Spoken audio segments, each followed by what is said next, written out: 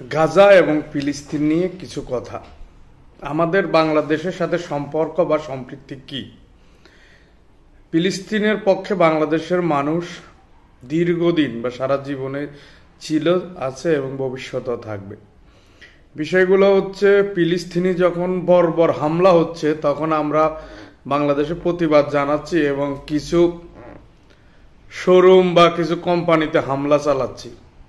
ওকে, তাদের অপরাধ কি? তারা কোকাকোলা, বাটা বা বিভিন্ন কোম্পানির সাথে এগ্রিমেন্ট করছে। এটা আসলে কোনো ব্যক্তি বিষয় না, এটা একটা দেশ একটা ইয়ের সাথে এগ্রিমেন্ট। তাহলে সেইখানে আপনি দেশের একটা কোম্পানি, দেশের মানুষের ব্যবসা লস করে গাজা বা ফিলিস্তিনিদের কি উপকার করলেন জানি না।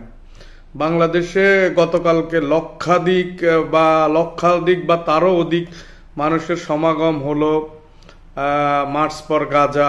এটার আসলে ভালো বা খারাপ কোনো দিকে আমি আলাপ বা আলোচনা করব না, এটা হলো অন্য একটা বিষয়। বিষয়টা যেটার জন্য আমি এই কথাগুলো বলতে আসছি সেটা হলো নোবেল বিজয়ী ডক্টর মোহাম্মদ ইউনূস বর্তমানে বাংলাদেশের প্রধান উপদেষ্টা হিসাবে দায়িত্বে আছেন। বিষয়টা হচ্ছে, ওনার একটা ব্র্যান্ড আছে, ওনার পেজের একটা ব্র্যান্ড আছে। উনি একজন নোবেল বিজয়ী এবং ওনার একটা গ্রহণযোগ্যতা আছে। আমি মনে করি বাংলাদেশকে এখন ওয়ার্ল্ড ওয়াইড নেতৃত্ব দিতে হলে ডক্টর ইউনূসকে কূটনীতিক একটা সমাবেশ করা উচিত। একটা কূটনীতি, যেমন কাতার কিছুদিন আগে সারা ওয়ার্ল্ডে খুব ছোট্ট এবং ক্ষুদ্র একটা দেশ হইলেও কাতার একটা বিশাল জায়গা দখল করে নিয়েছে কূটনীতিতে, তালেবান এবং আমেরিকা বা বিভিন্ন দেশগুলোকে সমঝোতা করে। সেখান থেকে আমাদের প্রফেসর ডক্টর মোহাম্মদ ইউনূসের ওনার একটা বিশাল পেজ ভ্যালু আছে, ব্র্যান্ড ভ্যালু আছে, বা ওনাকে অনেকে মানে, বিশেষ করে চীন, রাশিয়া, আমেরিকায় ওনার একটা গ্রহণযোগ্যতা আছে, ইউরোপে একটা গ্রহণযোগ্যতা আছে।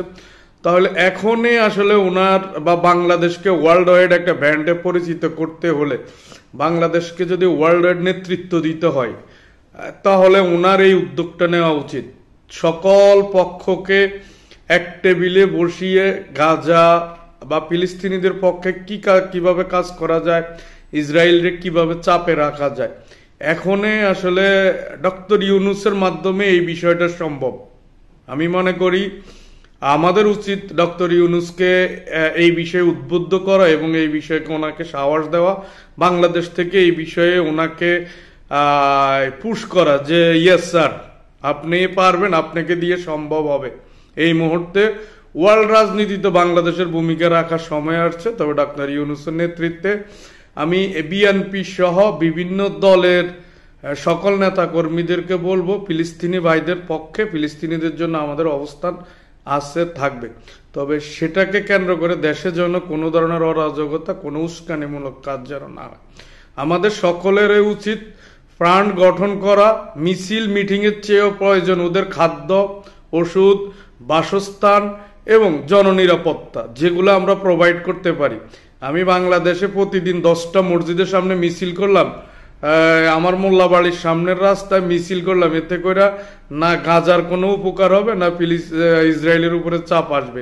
আমাদের উচিত আমরা যতটুকু সম্ভব স্বচ্ছ এবং রাষ্ট্রীয়ভাবে যদি পারি ওনাদের জন্য ফান্ড গঠন করা, ওনাদের জন্য খাবার, পানীয় এবং বস্ত্র বা বাসস্থানের কি কাজে আমরা অংশগ্রহণ করতে পারি এটার প্রতি মনোযোগী হওয়া। তাতেই সত্যিকার অর্থে ফিলিস্তিনিদের পাশে আমাদের থাকা হবে। আর না হলে বাকি আমরা যেগুলা করতেছি, মিছিল মিটিং, এগুলা দিয়ে আসলে গাজা বা ফিলিস্তিনিবাসীর কোনো উপকার আসবে না। আশা করি সবাই ভালো থাকবেন, আওয়াজটা তুলবেন, ভিডিওটা শেয়ার করবেন যদি ভালো লাগে থাকে। ধন্যবাদ সবাইকে।